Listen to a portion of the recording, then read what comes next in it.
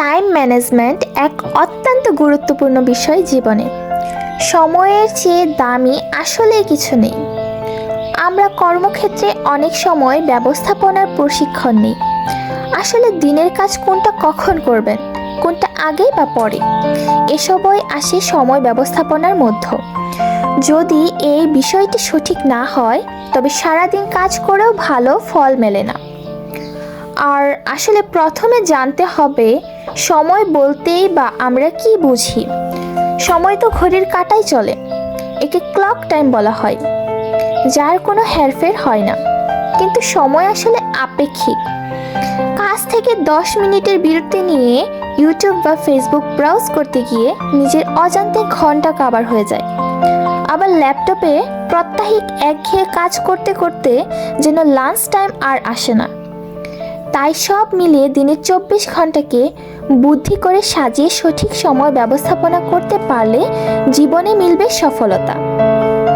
মাত্র 3 ভাবে সময় কাটানো যায়: চিন্তা করা, কথা বলা ও কাজ করা। আমরা সারাদিন যাই করি না কেন তাতে এই 3 শ্রেণীর একটিকে অন্তর্ভুক্ত করা যাবে। আর জীবনে সাফল্যের পথে এগিয়ে যেতে এই 3 ধরনের কাজই রাখতে হবে দিনের করণীয় কাজের তালিকায়। এবারে টাইম ম্যানেজমেন্ট বা সময় ব্যবস্থাপনার কিছু কার্যকর উপায় দেখে নেওয়া যাক। 1. সপ্তাহ জুড়ে প্রতিদিন সময় রেকর্ড করা। কর্মক্ষেত্রে কথোপকথন, প্রজেক্ট আর বিভিন্ন কার্যক্রমে কতটুকু সময় লাগে সেটা খেয়াল করে রেকর্ড করতে হবে প্রথমে সপ্তাহভর।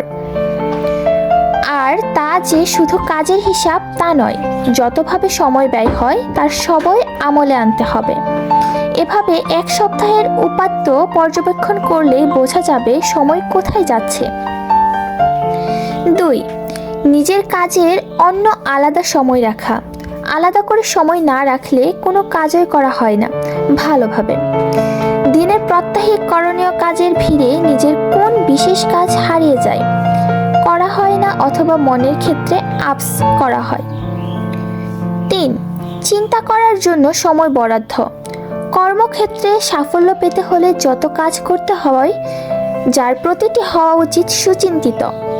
এই ব্রেইনস্টর্মিংয়ের জন্য আলাদা সময় অবশ্যই রাখতে হবে। 4. কাজের বিঘ্ন ও বিরতিগুলোকে গোনায় ধরা। শুধু কাজ নয়, অকাজগুলো গোনায় ধরতে হবে। কেউই টানা কাজ করতে পারে না। আবার আগে থেকে ঠিক করে রাখা শিডিউল অনুযায়ী কাজ করতে গিয়ে বিরতি নেওয়া বা বিভিন্ন কারণে বিঘ্ন ঘটতে পারে। এই সময়গুলোকে খেয়াল করে হিসাবের মধ্যে রাখতে হবে। নাম্বার 5. দিনের প্রথম 30 মিনিট পরিকল্পনার জন্য রাখা। কাজ শুরু করার আগে প্রথমে আধা ঘন্টা দিনের পরিকল্পনা করার জন্য রাখা উচিত। এতে উল্টাপাল্টা সময় ব্যয় হওয়ার সম্ভাবনা কমে যায়। পরিকল্পনা ছাড়া দিন শুরু করলে কাজের শৃঙ্খলা থাকে না। তাই এই 30 মিনিট দিনের সবচেয়ে গুরুত্বপূর্ণ সময়। 6. লক্ষ্য স্থির করা। লক্ষ্যবিহীনভাবে কাজ করে কিছুই অর্জন করা যায় না। প্রতিটি কাজ, মিটিং ও ফোনালাপের আগে এর মূল লক্ষ্য বা এর থেকে কি ও কতটুকু পাওয়া যাবে তা ঠিক করে নিতে হবে। 7. সবাইকে জানান দিন যে আপনি ব্যস্ত। ডু নট ডিস্টার্ব সাইন সব সময় লাগানো না গেলেও কোনো গুরুত্বপূর্ণ কাজ করার আগে সবাইকে জানিয়ে দিলে ভালো। এতে এ সময় কেউ অযথা বিরক্ত করবে না। যে কোনো মেসেঞ্জার বা সামাজিক যোগাযোগ মাধ্যমেও বিরক্ত না করার সিগন্যাল সেট করা যায়। নাম্বার 8. সারাক্ষণ অন্যদের মনোযোগ না দেওয়া। আপনাকে সব সময় চাইলেই পাওয়া যাবে এই ধারণা থেকে সবাইকে বের করে আনুন, নয়তো কোনো কাজই ঠিকভাবে করা হবে না। ফোন বাজলেই ধরতে হবে, ইমেল এলেই খুলে দেখতে হবে তা নয়। মেসেঞ্জারগুলো আপনার সক্রিয় উপস্থিতির বেলায় একই কথা প্রযোজ্য।